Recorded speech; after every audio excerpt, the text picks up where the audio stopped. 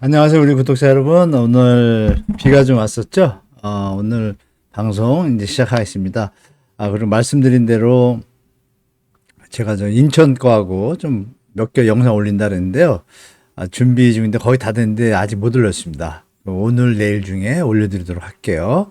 자, 일단 6월 30일 중앙경제 부동산. 요즘 부동산 가격이 상승한다는 기사가 너무 많아서 많이 조금 착잡하신 분도 계시고, 또 우리 구독자 중에 유주택자나 다주택자분들은 좀 매도하기 좋은 타임이시고 자산관리 잘 하시기 바랍니다. 일단 하나씩 보겠습니다. 이번 주에는 한은의 금융안정보고서가 나왔어요. 나와서 기업하고 가계대출 상황 또 그리고 어떤 금융 상황들에 대해서 모든 내용들이 좀 총망라되어 있습니다. 그 부분에 대해서 요점만 말씀드리도록 하겠습니다. 두 번째는 이제 산업활동 동향이 나왔는데요. 경기 동행지수하고 선행지수라는 게 있습니다. 이게 좀 하락을 했습니다. 이 부분이 앞으로의 어떤 경제 상황을 좀 예측할 수 있는데 지금 이제 3개월째 약간 하락 추세인데요. 좀 이어서 좀 보도록 하겠습니다. 이 부분도. 서울 등 상승 6월 피크. 제가 이제 피크라고 썼습니다. 제 생각에는 6월 달이 피크일 것 같아요. 잘하면 7월도 이어지겠지만 말씀드린 대로 7월 정도 되면 어느 정도 좀 소진이 되고 원래 신생아론이 수준이 되고 좀 정리가 돼야 되는 시점인데 저번 주에 말씀드린 것처럼 생애 최초 대출을 갖다가 금리를 정책자금 금리를 좀 낮췄습니다. 낮춘 바람에 그 약간 붐을 타가지고 3040들이 주택 매수에 좀 많이 나섰어요. 또 높은 주택 가격임에도 불구하고 몇 년 동안 이제 뭐 트라우마가 있다 보니까 이제 피곤하죠. 피곤하니까 좀 사시는 분이 계신데 이왕 참으신 거 제 생각에는 한번 조정이 크게 분명히 올 것 같습니다. 제 개인적으로는 안 오더라도 이 전고점을 돌파해도 극히 뭐 미미한 수준에서 다시 유지가 되지 않을까. 그래서 저는 예전처럼 여기서 뭐 더 폭등한다 이런 건 없을 것 같습니다. 그렇게 보기 때문에 같이 보도록 하고요. 그 경기도하고 시별 또 서울 구별 현황을 광역시도 있죠. 이런 시장 현황을 갖다가 같이 좀 체크해 보도록 하겠습니다. 이제 하나씩 볼게요, 여러분. 일단 한국은행 금융안정 보고서입니다. 요점은 이렇게 나왔어요. 금융불안 지수라서 FSI가 있고 취약성 지수라고 또 FVI라는 게 있습니다. 그 부분은 뭐 나중에 말씀드리고 일단 요점은 이렇습니다. 우리나라 금융 시스템은 전반적으로 안정적이다. 이렇게 총평을 내놨어요. 내놓고 그다음에 실물 경기 흐름 회복 속에 보시는 것처럼 죄송합니다. 회복 속에 이 금융기관과 대외 부분의 보건력도 많이 좀 좋아졌다 이렇게 얘기했고 다만 이게 이제 핵심입니다.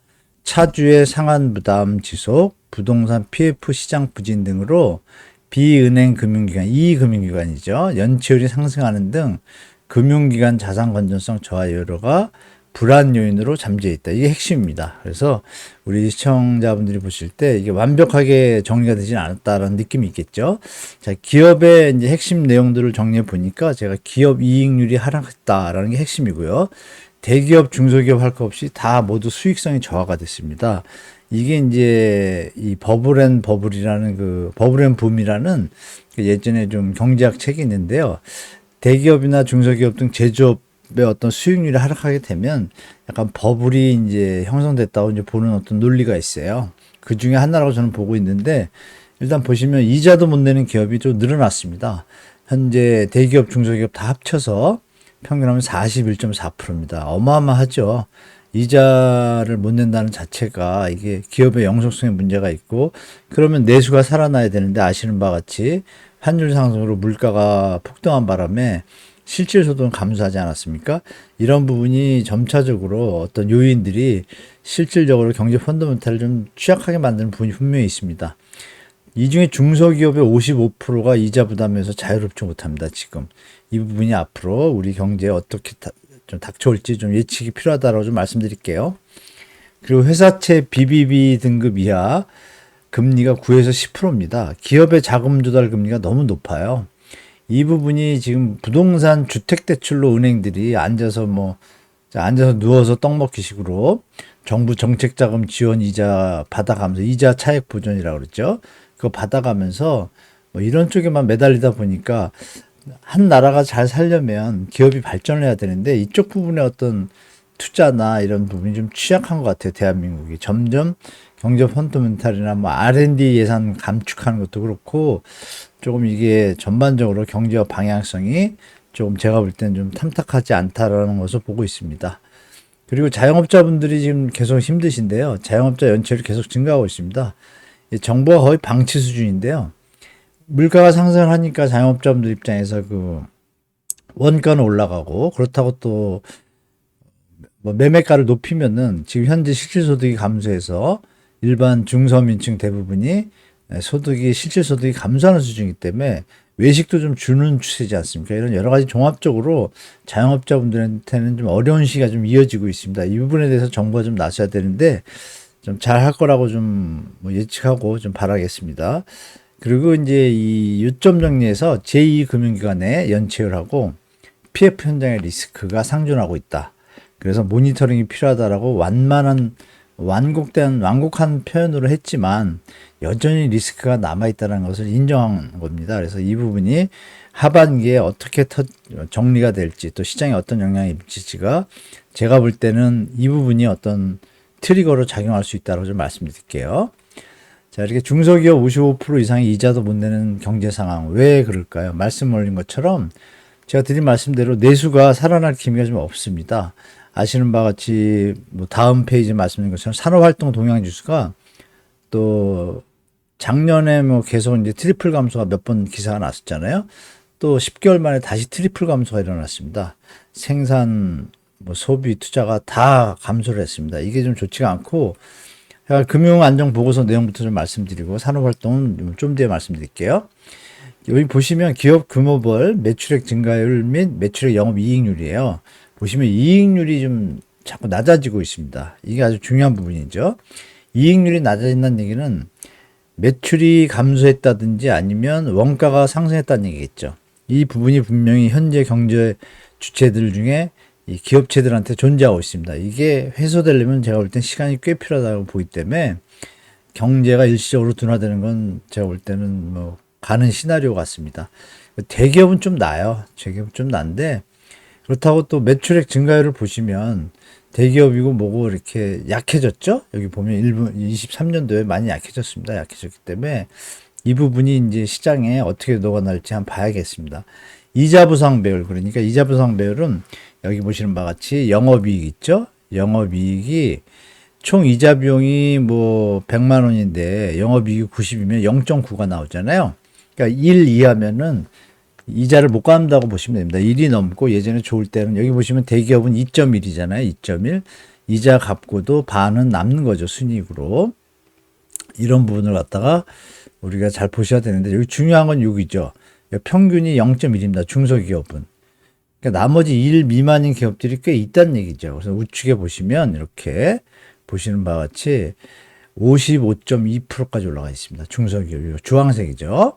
대기업은 30% 정도가 상장사들이 다 지금 이자를 못 내고 있는 상황이고 이 부분이 제가 볼 땐 부담이 될 것 같습니다. 그래서 잘 유지하고 있는데 환율이나 금리 정책이 올바르게 되지 않는 이상은 이 기업체들한테 부담이 되고 이게 또 물가 상승으로 이어지고 좀 악순환이 좀 들어온 것 같아요. 개인적으로 볼 때는 이게 풀리려면 조금 다른 나라처럼 좀 같이 써야 되는데 이 부분이 어떻게 될지 좀 조심해야 될 것 같습니다. 그리고 BBB급 이하 신용 등급이죠. 이 이하 조달금리가 10%라고 했는데요. 하는 보고서에 들어 있습니다. 이렇게 있어가지고 10%라고 돼 있죠. 회사채가 많이 내려왔는데도 10%입니다. 2022년도 아시겠지만 레고랜드 사태에 쭉 튀었다가 좀 가라앉는 것 같은데도 10%예요. 그러니까 이 부분이 제가 볼 때 기업 좀 대기업은 좀 낮습니다. 신용등급 좋은 데들은 3, 4%니까 좀 감내할 만한데 중소기업이나 대기업이라도 신용등급이 다운된데 태영 사례도 보다시피 이런 것들은 좀 부담이 되고 있을 거다. 분명히 영업이익이 뭐 다 이자로 나가니까요. 그래서 이 부분이 정부 정책이 제조업 등에 대한 경제 상황에 대해서 왜 이거를 좀 본격적으로 나가야 되는데 아직도 부정적 인식이 좀 있는 것 같아요. 금융 당국자 분들한테 제가 볼 때 개인적으로 그 용인 클러스터 뭐 단지 이런 것들은 좋은 방향인데 현재 상황도 극복을 해야 되는데 미래에만 지금 집중하는 것 같아서 좀 아쉽습니다. 생산 소비 트리플 감소 투자 경기 회복이 이상 없다라는 어떤 포커스로 어떤 트렌드로 마무리를 지었더라고요. 안정보고서에는. 그러나 이제 아까 말씀드린 것처럼 다만 이렇게 썼잖아요. 반면에 전문가들은 경기 위험 신호다라고 얘기하는 분들이 꽤 많이 있습니다. 저도 개인적으로 위험 신호로 보고 있습니다, 현재. 왜냐하면 많은 뭐 짧지만 많은 데이터나 경제 지표들을 봐도 지금은 정상적인 상황은 분명히 아니라고 좀 보고 있습니다. 그래서 중요한 게 뭐냐면요. 여기 선행순환 변동치입니다. 동행순환 변동치하고 둘 다 하락인데요. 이 선행이 지금 3개월째 하락입니다. 동행도 하락을 가고 있는데 이게 1분기, 2분기 이상 이어지면 경제가 수축하는 국면으로 경제학에서 취급을 합니다. 그렇다면 우리가 3개월이니까 앞으로 2, 3개월 동안 이 순환 변동치가 좀 좋지 않게 나오면 확실하게 경기 수축 국면으로 들어가는 시기가 분명히 온다라고 저는 보고 있습니다. 그래서 좀 조심하시기 바라고요. 자, 산업활동 증감 추이인데 보시는 바와 같이 모든 부분이 다 다운됐습니다. 아유, 죄송합니다. 모든 부분이 다운됐습니다. 저를 없앤다는 게 화면을 없앴네요. 죄송합니다. 이렇게 보시면 힘이 좀 약하잖아요. 한때 설비 투자가 정부에서 재정을 좀 많이 요번에 투입했잖아요. 초반에 조금 낮은 것 같다가 전반적으로 조금 저성장 국면의 전형적인 모습을 보이고 있어요. 이게 서울신문에서 이렇게 그림을 이쁘게 잘 그렸는데 이 부분이 저는 경기 위험 신호라고 좀 개인적으로 보고 있습니다. 그래서 좀 자산 관리 좀 조심하셔야 된다 말씀드리고 이 다음을 보면은 이제 한국 신용갭이라는 게 있습니다. 신용갭이라는 게 있는데 여기 보시면 영어로 되어 있잖아요. 크레디트 투 GDP 갭 이렇게 표현합니다. 이 부분이 이제 국제결제은행에서 이 데이터들이 나열되어 있는데 여기 보시면 제가 코리아라고 되어 있잖아요. 6.3. 여기서 지금 이 신용갭이 GDP 대비 부채가 얼마나 있냐 이거예요. 신용이. 그 부분이 이 오버슈팅 돼서 이렇게 넘어서면 좋지 않은 거로 보고 있습니다. 그래서 이게 2에서 4% 정도면은 주의 단계고 10을 넘으면 경보 단계로 칩니다. 이거 나중에 따로 하나 제가 말씀드릴게요. 이 부분에 대해서. 그럼 여기 보시면 이게 1900 여기서 위험신호 올라가고 나서 88년에 터지잖아요. 그렇죠? 그러니까 이게 올라가서 오래 많이 가면 좋지 않은 겁니다. 그래서 이런 부분에서 우리가 1998년도 이렇게 되잖아요. 이렇게 IMF 위기도. 그렇죠? 이때 이게 좀 올라가다 푹 꺼이잖아요. 지금 이제 이게 여기서 조정이 됐어야 되는데 2017년도에 이 세계적인 저금리 국면이 오면서 갑자기 폭발합니다. 이 부분이 조정 국면으로 오는 사이클이 아닐까라고 저는 보고 있는 거예요. 그래서 지금 위험 수인 이 10이라는 이 선 있지 않습니까? 이 선에 그러니까 보시면 이 선이 10이 여기인데요. 10이 이렇게 되어 있는데 이거 위험했었어요. 한 1분기 동안. 요번 분기 끝나고 6.5로 내려왔어요. 여기로. 내려와서 좀 안심을 하고 있는데 이게 만약에 다음 달까지 이에 여기서 머문다 그러면 제가 볼 때는 이거 너무 길죠. 장기간 동안 여기서 이렇게 이게 이제 버블이 쌓인 거거든요. 사실 어떻게 보면. 대출이 많이 늘어났다는 얘기거든요. 신용 창조가 돼서. 이 부분이 전 세계에서 여기 아르헨티나 10이 있잖아요. 여기하고 일본 10이. 우리도 저번 분기만 해도 이게 10.5였어요. 3등이었어요. 이런 부분이 전 세계에서 그래서 자꾸 경고를 보내는 겁니다. 전 세계에서 이 정도만 알아두시고 이해해 주시면 좋을 것 같습니다.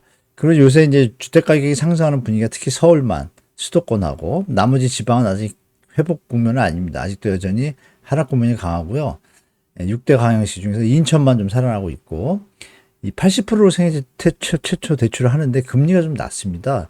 정책금리를 써가지고 여기 보시는 바와 같이 아주 낮아요. 금리가 많이 낮죠. 여기 2.45, 또 2.8. 물론 여기 요 분들이 지금 집을 많이 사시는 것 같아요. 연봉 한 7천 이하 분들이 지금 요새 막 매입이 들어가는 것 같아요. 이분들은 이미 첫 번째 연끌 때 대부분 사신 것 같고 못 사신 분들도 가세하고 요 분들이 많이 사시는 것 같아요. 느낌에. 그래서 이 부분들은 제가 볼 때 지금 이자가 3%면 저금리 시대 수준이거든요. 사실 2.5, 3이었으니까. 그래서 지금 붙고 있는데 이 차액을 여기서 보면 현재 이 시중은행 한 4% 되거든요. 그러면 이 차액을 갖다가 이자로 우리 세금으로 좀 보존하고 있다는 사실을 알아두셔야 될 것 같습니다. 생애 최초가 이제 더 작죠. 더 작아서 이런 부분 좀 미리 생각하시면 좋을 것 같습니다. 좀 지우고 갈게요, 여러분. 지우고, 죄송합니다. 자, 그 다음에 다시 가겠습니다. 자, 그러면 이제 이 부분이 이 변곡점이 될 어떤 지점인 것 같다고 저는 보고 있다고 저번 주에도 말씀을 드렸고, 이 부분이 하반기 분명히 어떤 형태로 나타날 거라고 보고 있습니다. 그때가 조정기가 시작될 거라고 저는 보고 있어요. 우리 시청자분들, 저는 그렇게 예측하고 있는데, 그렇게 예측이 안 되시면 지금 저금리를 활용해서 내 집 마련에 좀 조정이 되는 곳들은 발품 파셔가지고 사시는 것도 크게 무리는 없다고 봅니다. 금리가 작으니까 분명한 점은 근데 5년 뒤에는 변동금리가 적용되는 상품입니다. 그 부분도 미리 예측하셔서 주택을 만약에 구매하시게 된다면 그걸 충분히 예측하셔야 됩니다. 아니면 제가 가지고 있는 어떤 뷰처럼 분명히 조정이 있을 거다라고 판단되시면 더 기다리는 것도 심하게 뭐 나쁜 일은 없을 것 같습니다. 제가 볼 때 좋은 일 생길 가능성은 좀 있다고 보고요. 저는요. 생애 최초 매입 증가, 지금 이제 제2 영끌 시기인 것 같습니다. 보시는 바와 같이 생애 최초 그동안 3040이 어마어마하게 많이 샀습니다. 많이 샀고 48점이면 많이 극대화 수준입니다. 여기 보시면 최고점입니다. 오랜만에. 그래서 이 정책 대출 상품 증감 추이랑 맞춰집니다. 이게 이렇게 올려주니까 쫙. 이 부분이 아까 말씀드린 금리가 저렴한 생애 최초 그 부분을 갖다 세금으로, 그 세금이 한 1년에 1조 정도 나가는 거라, 1조, 2조 가까이 나가는 걸 알아요. 이자 차익 보존을 해놓으라고. 특례보험자 이런 때 작년에. 이것도 이제 마찬가지일 것 같습니다. 중요한 것은 뭐냐면 좀 아까 보여드린 그림하고 이 그림이 건설산업연구원에서 이번에 하반기 부동산 시장 전망 세미나에 나왔던 자료를 제가 떠온 건데요. 중요한 점은 뭐냐면 여기서 이 건설산업의 계통에 계신 분들조차 증가세지만 과거 대비 평균이 적다. 제가 누누이 말씀드린 거죠. 이런 부분들도 여기 보시면 많이 적어요. 이렇게. 적기 때문에 영향이 거의 없겠다. 도리어 하락할 가능성이 높다라고 이분들도 얘기를 합니다. 건설 계통에 계신 연구원께서. 그러니까 우리 시청자분들도 제 얘기가 뭐 나름 근거를 가지고 말씀드리려고 하는데, 이런 건설산업 연구원에 있는 분들도 그 얘기를 하니 조금 우리가 두 가지 시나리오를 다 보셔야 되겠다. 올라가는 건 제한적이고 내려갈 가능성은 좀 많다라고 다시 한번 말씀드리겠습니다. 서울 아파트 6월 20일 최근에 하도 뭐 폭등 아니면 막 기사 많이 뜨는데요. 6월 20일에서 30일까지 추이입니다. 보시면 그렇게 떠드는데도 하락거래 꽤 많습니다. 이게 다 2023년도에 4년도에 거래된 것들입니다. 다시 하락해서 거래가 되는 걸 왜 그럴까요? 팔고 빠지는 겁니다. 이분들이 지금 갈아타기로 많이 하시고 있어요. 실제로. 이 부분을 우리가 시장을 잘 봐야 돼요. 실수자는 20, 30%밖에 안 됩니다. 지금. 생애 최초자분들이 꽤 많이 들어오고 있지만, 그래서 추이가 앞으로 어떻게 될지 좀 봐야겠습니다. 6월 이때까지 이렇게 또 떴다가 내렸다가 왔다 갔다 하고 있어요. 여기 보시면 상승이 161건, 20일 동안, 20일에서 30일까지인데 서울에 350건이 거래가 됐더라고요. 상승이 160일인데 하락도 130일. 만만치는 않습니다. 보합이 58이고요. 그래서 지금하고 잘하면 다음 달까지 이어질 수는 있겠지만 다음 달에 저는 꺾을 거라고 보고 있습니다. 저는 빠르면 이번 달이라고 생각했는데 정책금리가 나오는 바람에 조금 타임이 루즈해질 것 같습니다. 여기 보시면 지금 예상치인데요. 제가 원래 4,000에서 4,500 봤는데 6월 달에 오늘 날짜로 3,124건이 계약이 됐습니다. 거래가 서울 아파트가. 그래서 추론을 해보면 보통 1.5에서 1.7배 수준으로 업이 되거든요. 한 달치가 더 계산되니까. 그러면 제가 볼 때 5천 건 내외가 될 것 같습니다. 그러면 정말 이거보다 낮춰진다라면 조정이면 바로 시작되는 거고요. 이 정도면은 7월 끝나면서 이제 분위기가 이제 바뀔 거라고 저는 보고 있습니다. 개인적으로. 원래 6월로 봤는데 조금 한 달 정도 늦어질 수 있는 것 같아요. 중요한 건 뭐냐면 이제 기사들이 많이 뜰 겁니다. 뭐 5천 건 돌파 이래가지고. 그럼 5천 건 돌파가 여기인데요. 이 선을 한번 보십시오. 평균선에. 이 영끌을 시절하고 비교가 안 되는 거래량이에요. 그러면 우리가 판단할 게 뭐죠?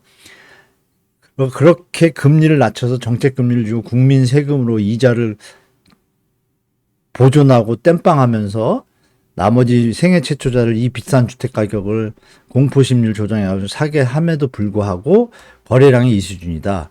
그 와중에 이 거래량 중에 50% 60%는 갈아타기 한 사람들, 그들이다.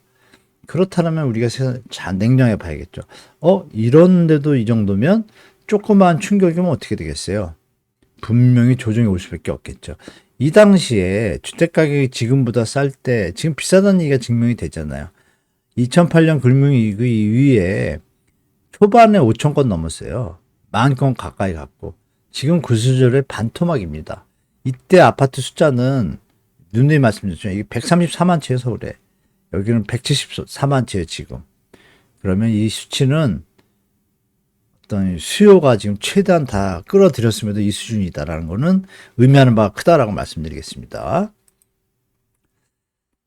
자, 강남 사고 매매 가격 상승률의 추이인데요. 6월 저번 주를 필두로 갑자기 송파하고 서초가 꺾입니다. 이렇게. 물론 이때도 꺾였는데 이렇게 그때는 안 꺾였죠. 보시면 5월 달부터 서초는 쭉 치고 가는데 변동률이 0.1, 0.1 이건 갖고 하기가 좀 난처한 부분도 있는데 그냥 볼 때 이제 추세로 이제 말씀드릴게요. 보시면 치고 가는데 다시 꺾였다. 24일 날.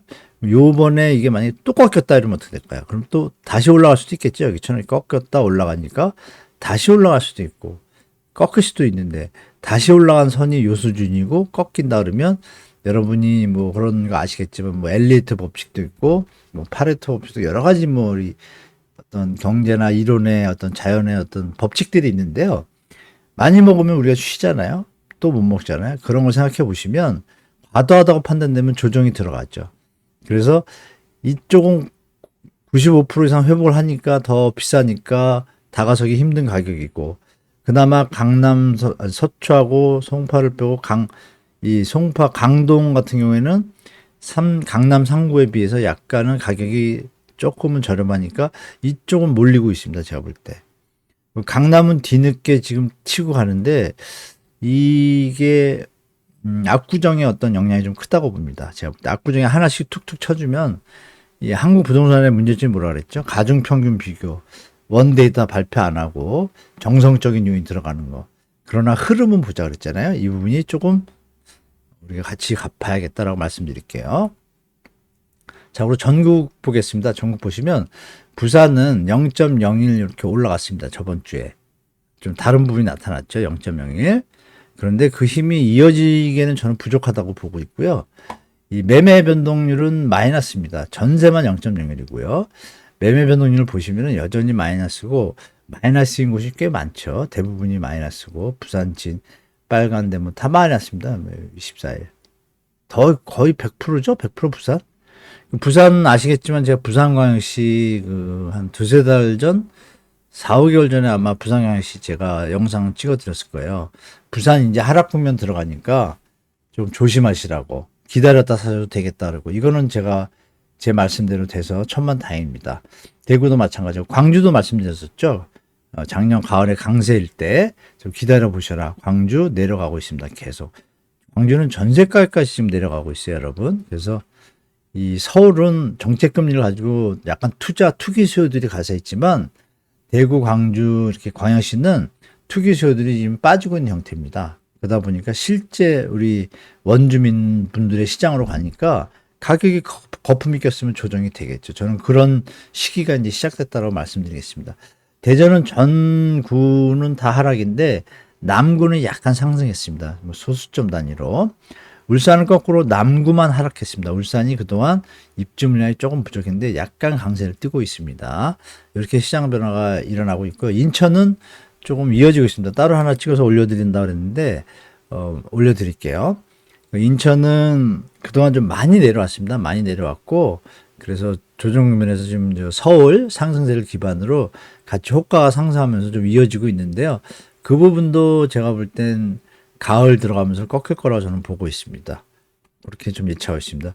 자, 이 부분은 뭐냐면 여러분 우리가 지금 상황이 막 어떻게 움직이는데 편하게 볼게요. 금리는 이자하고 돈의 사용 가치 뭐 가격이라고 볼 수 있겠죠. 수요 공급에 의해서 정해지는데 이 금리가 돈을 필요로 하는 사람이 많아지면은 금리가 올라가겠죠. 필린 사람이 많으니까. 근데 없으면 금리가 인하되겠죠. 쓸 사람이 없으니까. 은행은 이자 대출 없이는 수익이 안 나잖아요. 이게 이제 정관계, 정치하고 금융하고 이게 잘못된 방향으로 가면 국민들이 피곤해지는 거고요. 힘들어지고 경제가 힘들어지는 거고. 자, 여기 보시면 우리가 예전부터 1960년, 70년, 80년, 90년 지금까지 이걸 이어오다가 지금 저성장 국면으로 바뀌었잖아요. 그러면 어떤 일이 벌어져요? 경제 발전이 일어나니까 금리도 유지되고 실제로 80년대 8%였습니다. 금리가. 수요가 증가하고 가격이 상승하고 금리가 상승하고 돈을 찾는 사람이 많으니까요. 그러면서 막 경기 호황을 일으키고 버블하고 인플레이션이 나오잖아요. 그때 어떻게 해요? 그러면 이제 금리를 더 올려가지고 긴축을 들어가게 되겠죠. 금리 인상 막 하면서. 그게 이제 지금 미국의 모습이고, 그러면 이제 금융경색이 오고, 금리 급등하고, 우리 레고랜드 사태처럼. 미국도 일시적으로 올랐지만, 자, 그러면 돈의 수요가 줄겠죠. 그러면 돈을 풀어야 되는데, 금리가 막 올라갔는데 푼다고 누가 그 돈을 쓰나요? 지금 난리가 났는데. 빚잔치 돌리다가 브레이크 현상이 벌어지니까 약간 리스크 조정에 대한 뭐 정부나 금융기관의 대처가 필요하겠죠. 그러니까 이제 한국은행이나 정부가 유동성을 공급해요. 하고 이제 경제는 분위기가 이렇게 수요 투자 감소하는 시기가 일시적으로 있죠. 그러면서 이걸 풀면서 좀 경제 침체 분위기가 약간 나고 위기 둔화가 이어지고 침체가 이어지면 그때는 뭐예요? 돈을 더 넣어줘야 되죠. 돈의 수요는 적어지니까 금리도 인하하고 돈은 또 넣어주면서 돈은 유동성을 풀어주면서 금리를 인하해야 경제가 크라이시스 위기까지는 안 가겠죠. 그런 어떤 패턴으로 모든 경제 시스템이 움직이는데 금리 인하하면 우리는 현재 문제가 뭐냐. 환율하고 제가 여기 가렸네요. 보시면 환율하고 물가 리스크가 지금 상존하고 있어요. 그러니까 하는 총재가 계속 얘기를 하잖아요. 환율이 뭐 안정돼 이 얘기를 계속 하잖아요. 지금 사면 초과입니다. 금리를 자영업자분들이나 건설 현장을 생각하면 금리를 내려야 되고 금리를 내리자니 부동산 투자 투기금이 불어가지고 실수요자까지 막 가세하니까 부동산 버블이 더 생길 것 같고 그러니까 환율 만약 금리를 인하면 또 환율이 상승하면 물가가 오르니까 소득은 더 감소하고 이런 인플레이션 더 올라갈 것이고 이게 지금 사면초가 됐습니다. 이걸 잘 조절하는 게 경제 뭐 정부와 한국은행 통화정책과 재정정책이 잘 맞춰줘야 되는데 지금 잘 못 맞추고 있는 것 같죠 느낌상. 그래서 제가 볼 때는 어떤 식으로 이게 우리 경제 상황에 나타날지 모르겠어요. 금융경제 완화가 될 수도 있고 다만 그 고통의 시간이 만약에 온다 하더라도 또 경제 연착륙 된 다음에 또 재출발할 수 있죠. 근데 이제 안 오면은 이게 이 어떤 리스크가 커지니까 충격도 커지겠죠. 그게 좀 걱정됩니다. 그래서 슬기롭게 되기를 개인적으로 바라지만 이런 흐름에 대해서는 예측을 할 필요가 있다 우리가 말씀드리겠습니다. 그래서 결론적으로 말씀드리면 요즘 시장은